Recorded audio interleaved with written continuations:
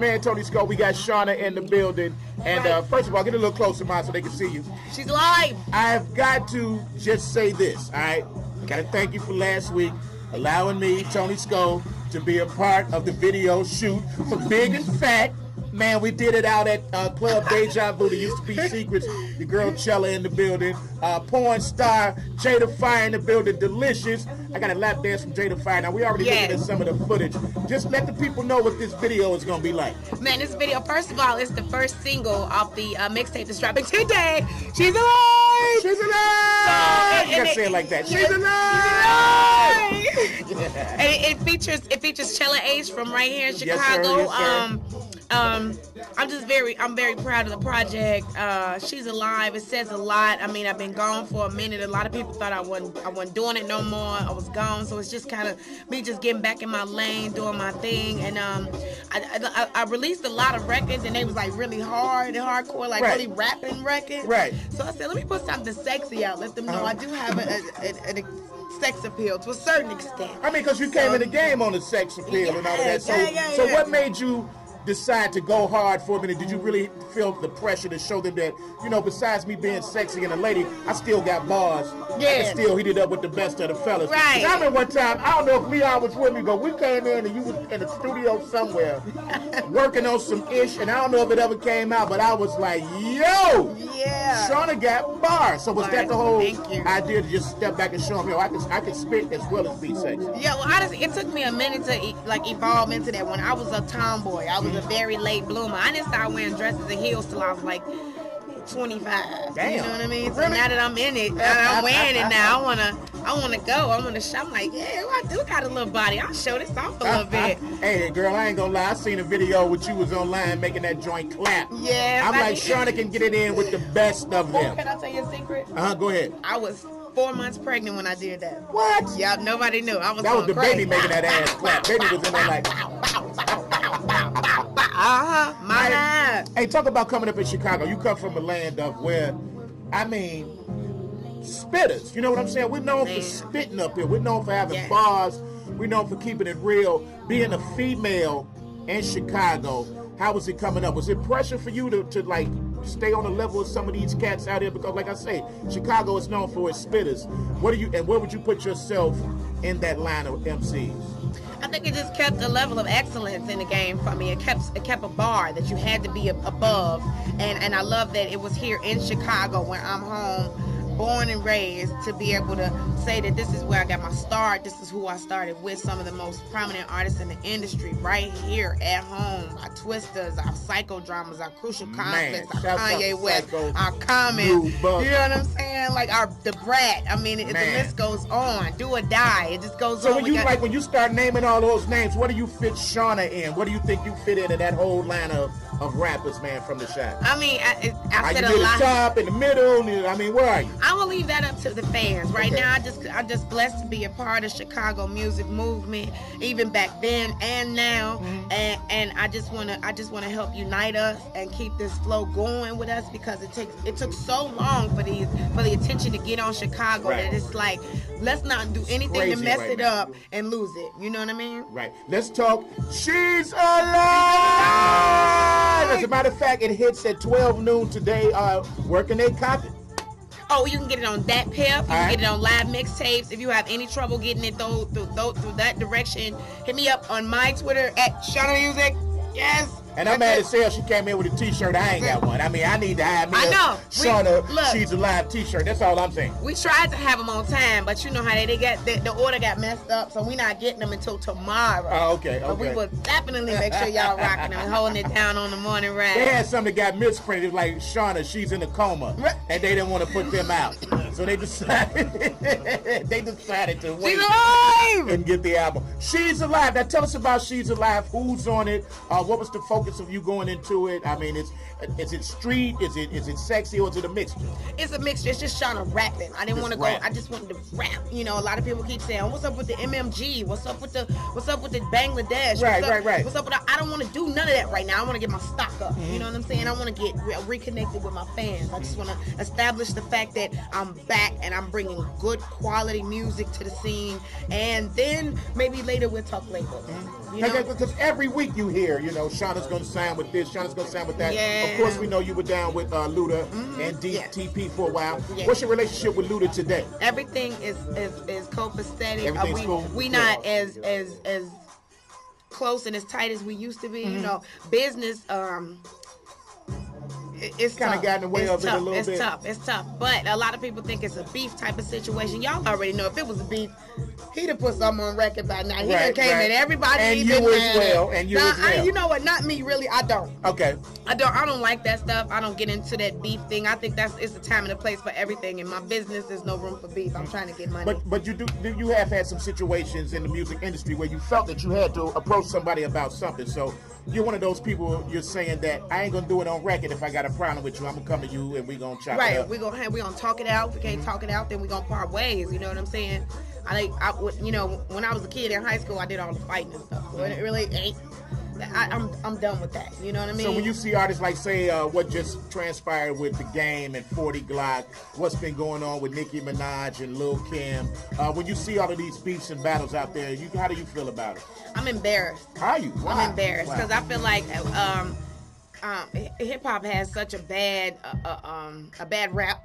Already. No pun intended. Yeah. Okay. But it's not enough done as far as positivity is concerned in hip hop. So I get embarrassed when they shine the light on negative situations that's what like that. Do, of course. Right? They not showing game when he taking money to high schools and when he opening up basketball facilities for inner city youth and things like that. They just want to focus on the fact that he got into it with somebody and he put it on video and did that, and then the kids see that and they think that that's what it's all about. But it's not all about that. He just got into a bad situation and had some people around him that didn't help him make the right decision with it, and they glorified it, and it's embarrassing to me. It really is. All right, so we need to stop that. Y'all heard Shawnna say that. Get money, get money, get money. All right, talk females in the industry, of course. Okay.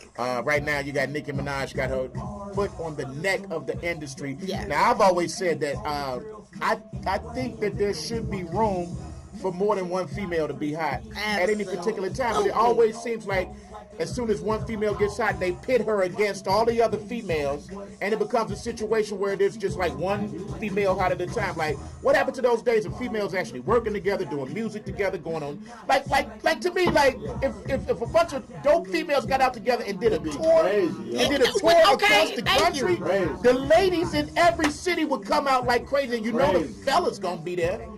I think it took a point for us to get tired and realize that we are the reason that this is happening. A lot of shit happens. Not guys, not the industry. We can't just keep blaming the industry. Oh, it's the worst place for a girl. This ain't built for a woman. Nah, it's so many women in power positions in the industry, such as in radio, such as in labels and television, and behind the scenes, camera, whatever it is. We all need to just network together and create opportunities for each other to keep getting money and be successful. That's what the men are doing. What do you think is stopping that from happening? Why can't that happen? It's the mentality that we've been brainwashed into of she thinks she all that. You know what I'm saying? Like if you get off that, we all that.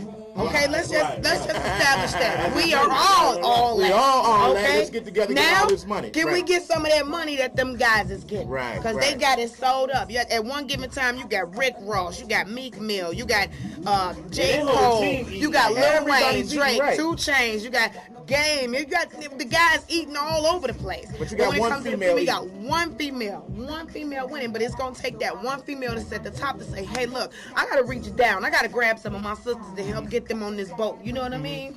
And then watch it all fold and mold together. You know what I'm saying? Because we ain't gotta look for nobody else to do it. We're gonna create our own opportunities. You know what I mean? Other women are gonna follow suit and they're gonna follow behind and they're gonna come out the woodwork. And do you think that once other women see you guys coming together, that you can start seeing women coming together on other planes? Because there's always been that knock and that myth that women just don't get along, especially African American women. If you look at some of the examples on TV right now with some of the shows, Yeah, Leon, get out of here.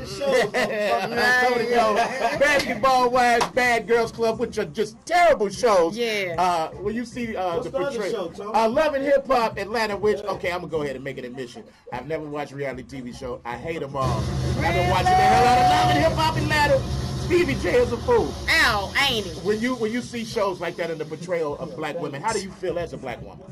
I'm embarrassed again. Wow. I'm embarrassed again because, I mean, okay, it's a time and a place for everything. Of course, we know ratchet sells, but there's so many different aspects of what we go through in the industry as women, what we go through as women, period, in the world, and it could be shown. Like, I've been pitching with VH1 for a reality show, but I told them first and foremost, I'm not gonna give y'all that cliche thing that y'all looking for. I'm not gonna be throwing drinks across the table. I'm not gonna get together every day with my girls just to badmouth another girl and throw bottles at her and do all that. No, I'm gonna show y'all the struggles that I go through. I'm gonna show y'all what it's like getting up with my kids and getting them to a babysitter and getting to the studio. Now I gotta go to the studio. You know what I'm saying? I'm gonna show y'all what it's like. Being a mother right. 24-hour job. Right. We go to the club and we rock out all night. We make sure that we get this music played. We make sure that we touch the fans. Okay, I just went and did a record called Poke It Out, and Big and Fat. Yep. But I gotta still come and be a mama. Y'all still listen to me. And then the next morning, I gotta go and be a PTA mom and pass out cookies in the lunchroom. Right. You understand what I'm saying? But I can do that because my job is entertainment. Mm-hmm. What I do with my children is reality. Mm-hmm. See, that's the thing I think they're missing on these shows. That the reality of the show would be to see these people in a normal light. Right. The sensational stuff that they do on the shows ain't reality. No, you know what I'm saying? Not. Like you're pitching situations and putting them together to make them happen. Now, I got a question for you, Shawnna. Like, the whole Chicago movement, like you say, is big right now. The eyes on us. Yes. We gotta be 8 careful. artists signed in Chicago this year alone. This year alone. You guys may have talked about this, but I didn't hear you because I was over here. But, Little Mouse, I get it. The whole Chief Keef, I saw the Chief Keef movement happen.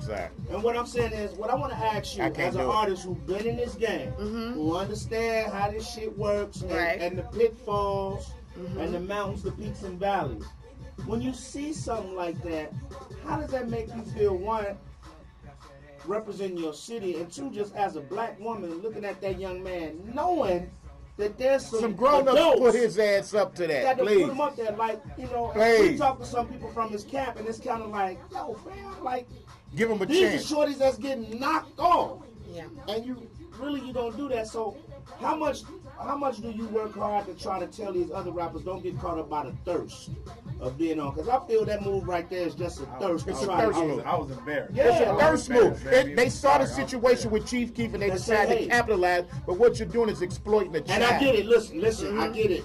We can't shield our kids. This shit is prevalent. It's real. It's out here. But do you think?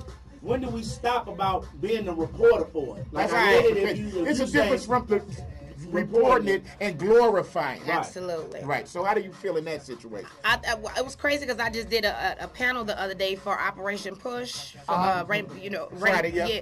And that was the main thing, the dilemma, in the fact that there's just so much negativity glorified in hip hop. And then it's like, right now, what you need to realize is those major monopoly corporations are never going to stop that. They always going to come and put money into that because that's what people buy into. Right. So we, as a community, need to come together, meaning the ones that really realize that this needs to be a change, or there needs to be other options for children to see. And that's my thing. I don't feel like it necessarily has to be stopped. But where are the options? Me and Leon talk about it all the time. When we came up in the same setting, you would hear NWA say fuck the police, but in the same setting you'll hear KRS and them say you must learn. Right. And it was in the same party and nobody stopped partying, even though the message changed. Absolutely. Nowadays, as soon as you put a record on that people feel like it's saying something, they shut down. Yeah. You know what I mean? Absolutely. So I think what we as a whole, we need to get in touch with the corporations and demand that they give other options to these children, so they know that that's just not it, And let me say this, in defense of Lil Mouse, he's a 13-year-old young man. I'm not putting the weight on him. I'm putting the weight on the adults around him who decided that this was a good thing. Because at the end of the day, that's his fantasy, that's his goal to be a rapper. Right. So it's somebody that's enabling that. Now, I also want to ask you this. The whole women in hip hop thing, you guys talked about it, but And it's just like with any artist.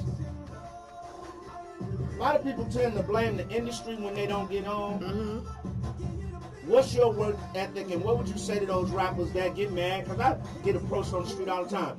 Y'all bogus. Y'all don't play this. Y'all don't play that.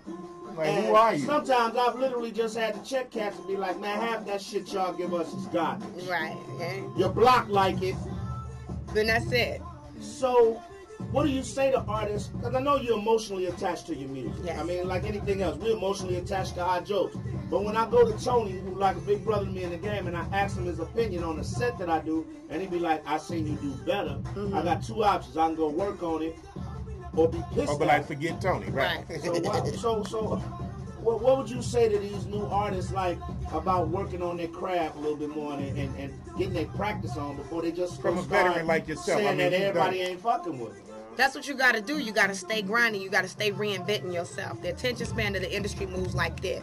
So what might have been hot to you last night is not hot Say this that again. morning. The attention span is like what? It's like this. You got to keep up. That's why nowadays you got these social networks, these viral websites where people loading up videos day to day to day. You got to keep up with that. And the game is constantly changing. If you can't change with that, if you can't keep with that curve, you got to find something else to do. And do you think that the whole social media thing is also like a disservice? Because if I see a person on, every time I go on the website, every day they got a new video up, I'm thinking this person is hot. I'm thinking this person has got a crazy movement and they're doing it, but half the time it's just a dude that gets these videos up every day. Do you think it kind of gives a misconception of just who's really good? You know, because it's about, to me, quantity and not quality.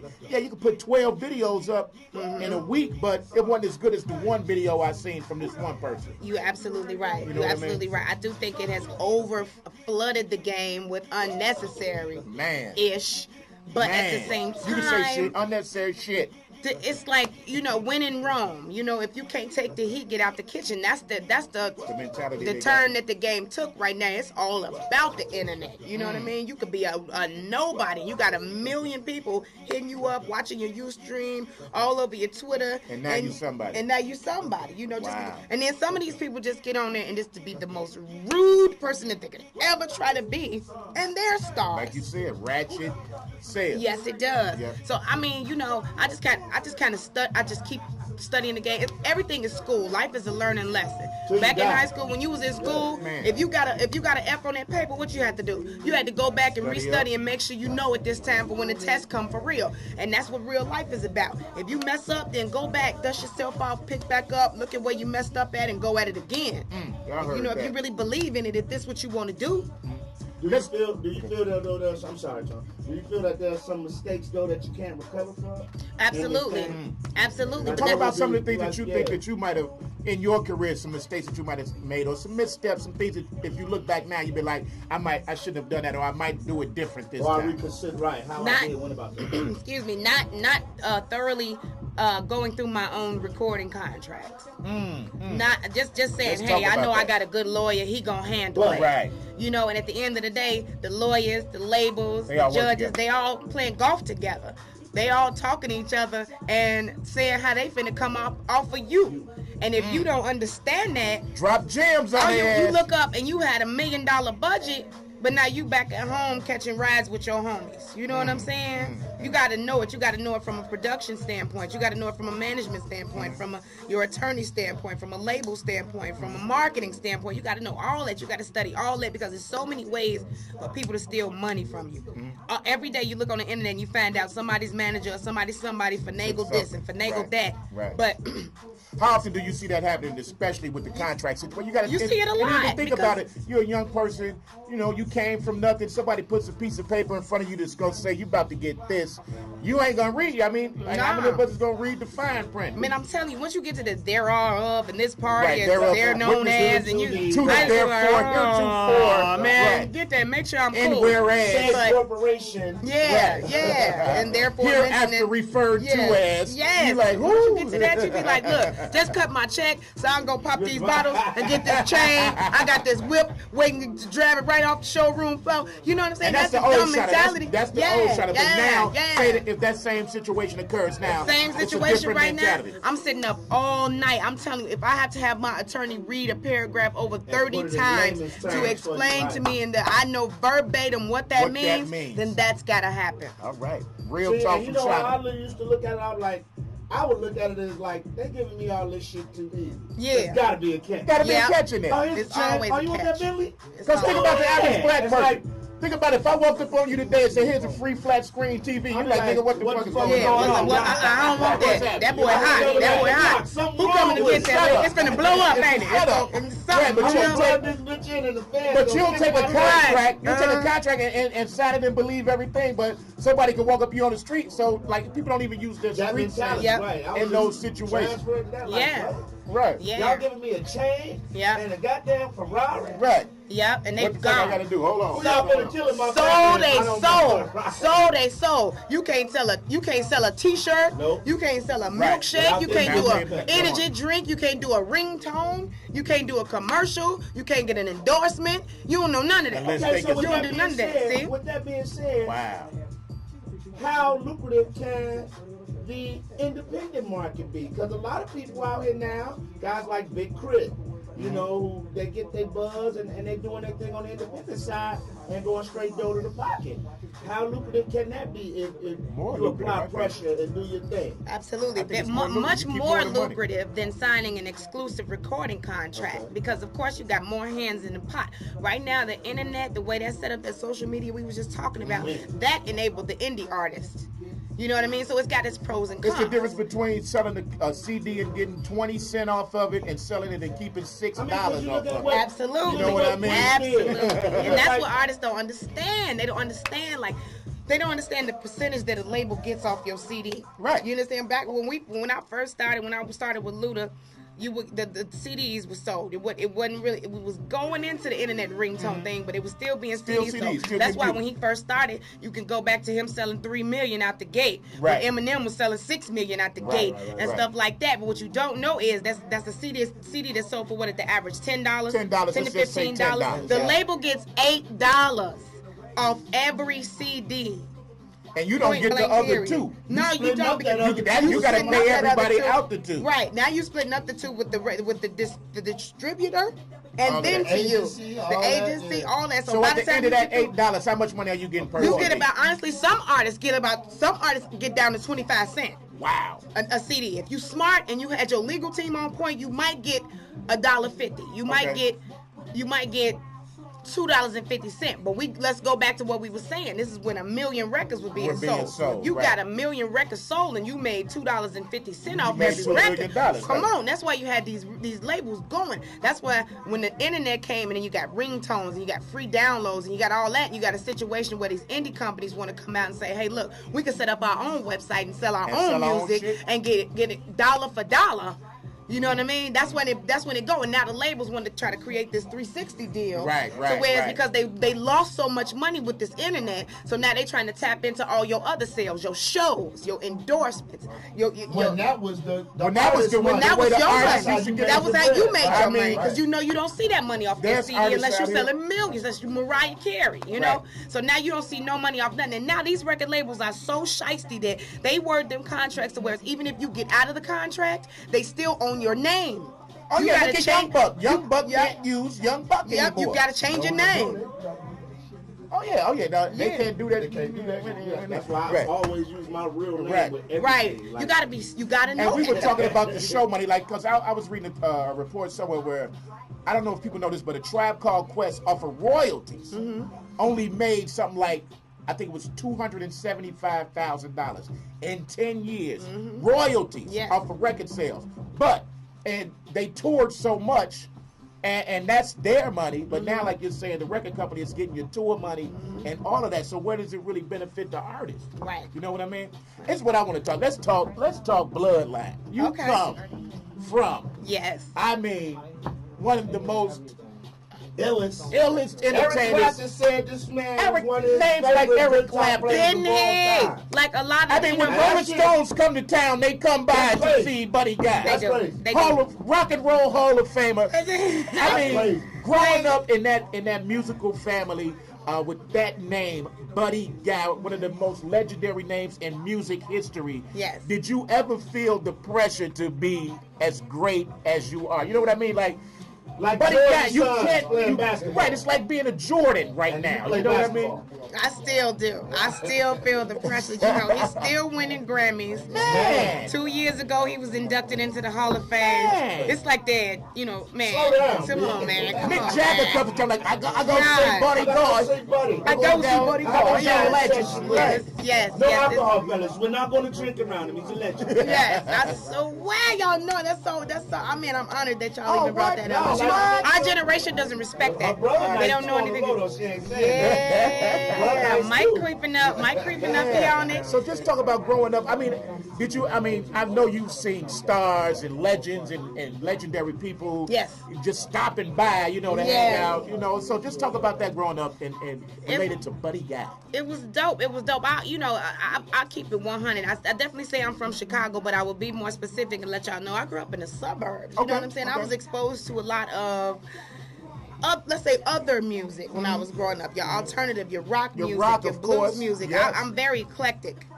So do you think that's made you a better artist, more well-rounded? I do. I think a lot of artists need to open their ears and their mind to other music and get in tune with the fact I always say that. That's where the money is. Just because you're a hip-hop artist, that does not mean that should be where your music taste lies. But to this day, my dad makes $250,000 a show. Man, who can say that? For a jam session, something you know to do. A show. He'll sit down and be like, "What you get in the show?" And I'll be like, "Oh God." We gotta go back. How many artists? Like I told you, that rap shit alone. I do 40. I told you, you better take this out, Monica. I'm telling you, you know what you're supposed to be doing. You know what you know. Oh my God! Anytime I'm with him and he on stage, he make me play. The man make $250,000 a show. A show. Right now. But give him the insight. Makes $250,000 a show and ain't trying to show the world that he makes. But you know what? If you look at the ones that's really rich, your Mick Jaggers, your Aerosmith, they don't do it. They could walk down. They could walk past you down the street, and you'd be like, "Ooh, wait a minute, who's that bum?" Yeah. I'm gonna tell you a funny story. Right there in that studio, sitting right here behind us. Jerry Springer used to do his radio show out of here. Now, everybody knows Jerry Springer rich as shit. This dude used to come in here with the same dry-ass penny loafers on every day. Little khakis don't look like they ever seen the iron. You know what I'm saying? And like stars used to come in here and sit with us and be looking in the window like, is that fucking Jerry Springer? Like, oh my God. Yeah. But I mean, you could never tell this guy had the money because he's just a regular dude. Yeah. That's how you know some of these guys be flashing out here. You know what I'm saying? Man, if the kids really pay attention to what we saying, people that really, really got money don't want you to know it. Because they don't want nobody to come after that. They don't want nobody to come get that. So they gonna keep that on the low. Right. They gonna let you think what you want to think, but they ain't finna be flashing or nothing, you know? And the ones that they really ain't got no money gonna spend their last trying to show you that they got money. They wanna bling it out, they want the earrings, they want the chain. Bill Gates shop at Target still. At Target, yeah, right. And I do too, and we call it Target. That's what it's called. I'm going to Target when I get off. Have you ever had a moment, I mean, because you've had ups and downs in your career, it's no secret, but have you ever had a moment where you just sat and was like, yo, you know, am I really built for this shit? Do I really want to do it? The headache, and how did you get by that? Because a lot of people get discouraged. I mean, I've been doing comedy 17 years, and sometimes I said, why am I not where I need to be? So how do you get past it? What do you use to deal? What's your coping mechanism? Prayer. Prayer.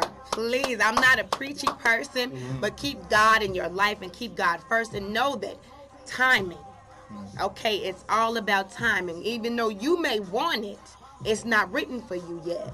And when it does come, it's going to come better than you thought it was and I always when you say wanted this too. God holds that thing off for you so he can hear if you're going to be complaining about, oh, Lord, because when he hear that, he's going to take it back a little bit further. Yeah. I think that God puts things in front of us to see if we're going to test our faith. And let me just say this. I don't believe in luck. Like a lot of people like, you got to get lucky. I'm like, nah, man, luck is my hard release opportunity. Right. So if you steadily grinding and then that door is open, you're going to crash through it because you work hard. Right. Like, I don't believe you just fall in the shit. I believe you put yourself in a position. Oh, yeah, you definitely do. But you know what?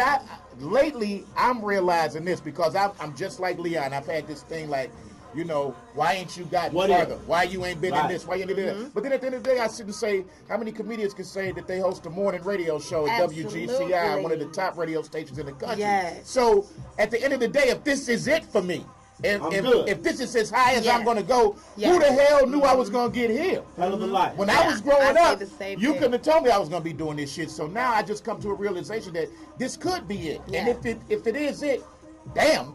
I think it was cool. popping. Like, you know what I mean? When I see people on TV, like when I see you on TV, I see Twister, I see people that we know and watch. Like, I know the grind. Right. Yeah. She know we was on Southwest. Me, her, and my wife was on Southwest together. Kicking it, talking shit on our way out to All-Star. She was working, I was working, but we was like riding coach. Right. Yeah. And kicking it like. But going out there to get it in. No, you got to go out there and get it in. You definitely got to grind hard. You got to put yourself in a position. They always tell you God helps those who help themselves. It might be a situation where you got the wrong people around you. You abusing yourself. You drinking too much. You smoking too much. You misusing your money. You ain't paying your taxes. You got to keep yourself in line and make sure you on point, and then everything will come together for you because that's what you've been praying for. You faithful, and God brings it to you. Perfect ending to the story of Shawnna for you. Like if this was a made-for-TV movie, and we get to the end. I have a perfect ending already. You got a perfect ending. I have a wonderful father that's still alive. Okay, I have a wonderful mother that's still alive. I have 3 beautiful children. I pay my bills on time. I buy whatever I want. So you know what I'm saying? And in the game, like you said, I may be able. It's either the cup is half empty or it's half full. Right. Because some people may say I haven't done a lot.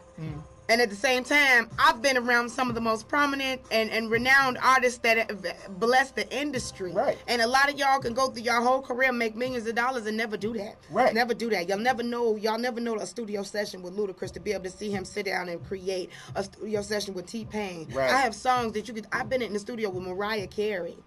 You understand what I'm saying? Say that? Mariah Carey. You feel what I mean? I've What's been there. What's that one person? I've been around some of the most talented artists in the industry, and just to be able to have done that, it to a certain extent is enough for me. If it ended today, will you be happy with the ride? Oh, I'm so content. Wow. I'm so content because so many people still love me. So many people know that I had genuine talent.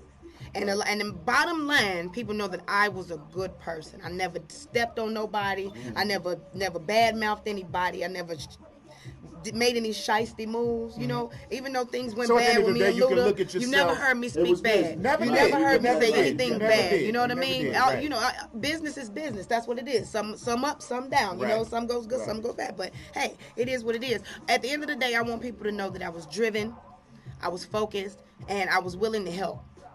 You understand? And that's all because I can't take no money with me when I leave. None can. I want to ask you this. What was that one person that you've been in the studio with that just like their work ethic just like blew you away? You're like, damn, if I can get down like this person. Or what was the weirdest situation where somebody in the studio like, look, I need all the lights off and these doves are going to fly around while we rap. Okay. You know what I'm saying? What's the weirdest session you ever came in, and what's the one that person's work ethic even blew you away?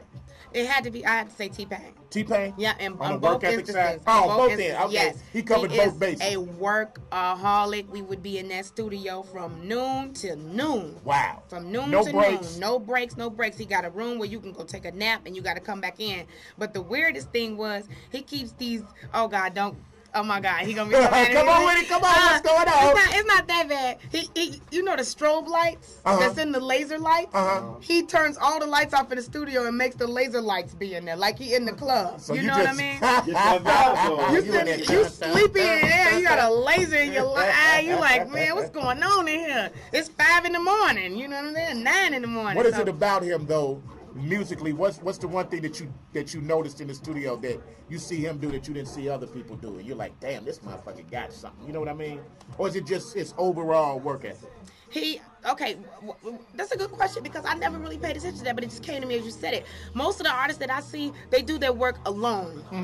and that's it. And then if they ask somebody to come feature, to have him come feature, T-Pain would have a guitarist, he would have DJ Khaled in there, he would have a singer, and he would have a pianist in there. And they would all come together and collaborate. And I was so impressed because that's what I came up on. You know, my dad being in a band, so it's a collaboration of your drummer, your bass, your guitar, your horns, your keyboard and stuff. So for me to see that, it was a breath of fresh air, because you know usually rappers, they just off the beat. You know, the producer puts the beat together digital. Well, you may not even hear the entire track. The guy may just go in there and rap on the beat. Right, exactly. And the whole track gets added afterwards. Exactly. Right. So that was one thing that I noticed that I liked about him, that brought that back to me, saying, hey, y'all do need to bring those aspects into my recording. Do you think that that's missing in hip-hop? Because I always says I definitely that do. It is. But there are certain producers that do it. Right. There are certain producers that do it. I don't think it's as popular musicianship in hip-hop. Yeah, it's going to that trend now. Now you see Lil Wayne want to pick up the guitar, and then now you see more producers ending up being rappers now. Right. So I think it's becoming more of a trend and more popular. But 10 years ago, you couldn't pay a rapper to pick up a guitar. You know, they thought that was the most uncool thing that they could do. Now, do you think that's a fad and something that they're just trying to do? Or do you really think that they have? Because I think that in order to do that, you could be making a mockery of it. Somebody could teach you a few chords and you go out there and pretend that you into the music. Or you can really be into the music. Right. Like, to me, if I'm going to pick up a guitar and go on stage with it, believe me, I'm going to go into it 100%. Right. I'm going to learn what the hell I'm doing on that. But do you think a lot of people just do it for show? I do. Okay. I do. But if you're an artist, you know, you good at everything that you do. You know what I'm saying, so to speak. If you're an artist, you can cook good, you can draw good, you paint good, you clean up good. Everything is artistry. So I believe if a true artist picks up a guitar, they're gonna fall in love with the craft. But if you got somebody that's just doing it for a look, they're not gonna learn it. Right. No, they're just gonna take a picture with it and that's it. Right. Yeah. All right. We got my girl Shawna here, you guys. We got about 2 hours and 10 minutes till you can go on thatpiff.com and pick up that She's Alive! Hey. She's alive! I want to talk about gangbanging in music. Okay. Now, come on. You ain't never shied away from letting cats know that, you know, it can go down if you get real disrespectful. Yeah. Talk about, me and Tony always look like when we hear guys like, and you know, I ain't just trying to pinpoint nobody, but when I hear guys like Wayne hollering Suwu and Blood, I always notice, nobody ever really hollered at Chicago. None of this Chicago. Nobody hollered at Chicago. Because you know, boy, they gonna come out. Like even when Ross did the little Big Meats Larry Hoover, they got at his ass. Here, like it was a delegation like, hey man, we need to holler at you. And I said that like, and I didn't think he said anything disrespectful, but it's just the fact that, like, bam. Yeah. You can't just how does that turn go? that Like, to you no in the fad. industry, That's you real. Move around. When you see these dudes hollering, and knowing where you come from and what Chicago represents. It almost seems like it's kind of like a glamorous thing. It's like, jump on my record, now you Blood. You know what I'm saying? And the dude who reckon he doing it for might really be a Blood. He out here in that life. But because my man jump on it now, he can be. You get a pass. Yeah. Like, it's so phony, and that's what it goes back to the people not being able to differentiate the entertainment from reality. Right. Lil Wayne ain't gonna pop nobody. He not gonna risk that. He not gonna risk messing up his life for nobody. He gonna carry that gun around, you know, in the tour bus. But ain't nobody, he ain't running up in nobody's hood. Let's keep it 100. Your security, your management, your label ain't gonna let you do that. Right. You know what I'm saying? And so he giving this false pretense to these kids that, oh yeah, gangbang, and you gonna be you gonna be a superstar rapper. No, that ain't it. That ain't it. It's up because actually you was a superstar millionaire rapper before you start gangbanging. Absolutely. We didn't hear Wayne talking about no suit. Like, think about it. You ain't hear Weezy and them talk about stuff with the Hot Boys. You ain't hear him in his early career talking about the Bloods and all that. It's lately. It just got crazy to me though, because I'm like, yo, they really repping this shit like. Yeah. They pyro and all that. I think what happened was it kind of bled into the South. Like we ain't really even doing that like that no more. Right. It's all about getting money. Niggas is hustling. You remember back in the day, and your hype, man. Boy, back in the day, you used to do you'd this be like, "Oh, I got on all blue. Let me change. Going down. You know, I gotta break this up a little bit. I end up with this blue and black on. No, you know. Man. But now it's like niggas getting money. You know, you got people that's clicked up. You know, they do their thing or whatever. But it's nothing like when we was coming up, like gang banging. singing. Like, it was just you couldn't go to certain neighborhoods. Boy, you couldn't go even nowhere. Even if you get on the bus. Right. They knew you was from that hood. Hey man, straighten your hat, G. Yeah. Like my hat is straight. Now it's a centimeter to the left. Yeah. Right. Yep. Right. And then you go buy a hat and specifically put it on whichever way so now, you want it to be identified with. A situation like just recently, a gang posted video. Yeah, we was telling about that. Rocking 40 Glock. You know what I'm saying? So like, is that like? I mean, like, does Game get points for that? Because he's always rep the blood thing, but at the same time, it's like you put the shit on video. I think a lot of times us as artists, we get caught up in trying to make sure we stay relevant. And sometimes she's the first person has ever came on here and said that. I'm very honest. I'm very candid. I'm very candid. Yeah. I think a lot of times we get caught up in trying to stay relevant, and a lot of times the blame needs to be placed on our team, because it's a time when somebody should step in and say, "Nigga, no, cut that off. Cut that off. You got your face you on ain't camera, do that. hitting them up. Like, yeah, really, you ain't finna do that. Come on, man. That ain't it. That ain't what we trying to do. Come on, you take a couple days off, you relax, do what you need to do, get your mind right. Or let's go to the studio. Let's go to the studio. Let me what you need. You know, it take because it takes a community to raise a child, and that child meaning the project, the artist. You know, it's so much other stuff that we have to concentrate on. Our mind gets jumbled, and we do make bad decisions. You know, we don't always get on that camera and say the right thing or do the right thing. But that's why you keep a strong support system around you. So whereas when you start to unravel, they can grasp around you and make sure you stay strong, because this game will chew you up and spit you out. And that one thing you say, that one mistake you can make, that one thing you can say can mess you up forever. All right, let's talk Chicago. We're about to wrap this up. We got about like 4 more minutes. Okay. Let's talk Chicago. Let's talk the new movement. Let's also talk some of the things going on in the streets right now. How you feeling about your city, and what advice would you give to shorties out there, students out there, and people in the city of Chicago with what's going on right now? I say take full advantage of this opportunity that we have right now. Let's not glorify our city as being a murder, kill, murder capital. Let's really embrace the talent that we have here and expose it and create a lane for us to never be shunned, to never be forgotten about, to never be in a situation that we were 10 years ago, whereas nobody was listening to Chicago music, nobody was signing Chicago artists. It was only 1 or 2, and that was it. And it's all up to us. So I salute every Chicago artist that's working hard, that's been working hard. I don't like this new Chicago thing versus the old Chicago. Let's not separate each other. It's just Chicago, period. We all need to come together. We need more concerts here. We need more shows showcasing the talent here. And it's all up to us to come together and make that happen, meaning promoters, club owners, radio, artists, producers, fans. Everyone needs to come together on one accord and be focused on the fact that we can win. We can win. We can create a major music industry here. There could be record labels here. You know what I mean? Right. This could be a money capital as far as in the industry. Signed instead of us having to go somewhere else to get signed. People actually start getting signed here. All right, once again, y'all, you got about 2 hours and 3 minutes before She's Alive hits thatpiff.com. Where else can they get it? They can get it on live mixtapes, and then you can hit me on my Twitter if you're having any problems getting that. That's at Shawnna Music. I'm gonna be on there all day, all night, making sure y'all got it, asking y'all what y'all think, getting feedback. Yo, I'm nervous, but I'm loving it. My favorite joint is Big and Fat. Big and Fat, the one that we just shot the video for. My favorite joint is Big and Fat. Now let me ask you this: when can we expect those wonderful, beautiful visuals from the video? Shout out to Jada Fire, and shout out to Delicious, shout out to Carmen Michaels, and the host of other adult stars that came out Will from Day for my video. Yes, Will from Day 26. Will's an adult star, y'all. Yeah, no. Even though he wants to be one now. Just be like, hey, Will, even though he got the body like one. I'm gonna keep it 100. I ain't movies now, man. What's going on? Yes. And all the Chicago artists who came out showed love. King Louie, Crucial Conflict. Shouts out, man. Who else showed up? Drew Sidora. Who? Hot to Death showed up. That's right. That boy Hot. Fatal. It was it was a really good GLC. It was like all my people came out and showed love. I mean, my heart. I love you guys. Hey, you know what?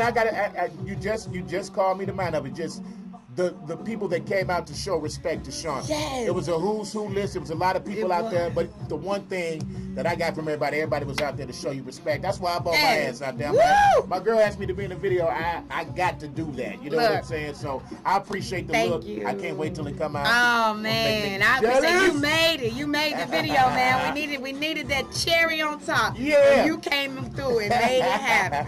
All right, look, this is what we're going to do. We're going to get out of here, let the people know how to get at you. But we want to know if you want to, ride on out with a little freestyle, something off the dome or whatever, something written, whatever you want to do. No, I just want y'all to go get the mixtape. I want y'all to get that. She's alive. She's alive. Hit me at Shawnna Music. That's the spelling. That's the mixtape. That's the cover. And that's me. Y'all got 2 hours. 2 hours. 2 hours. And she's alive. Hey, Shawn, I want to thank you so much for coming through. Thanks, we're going to do this again.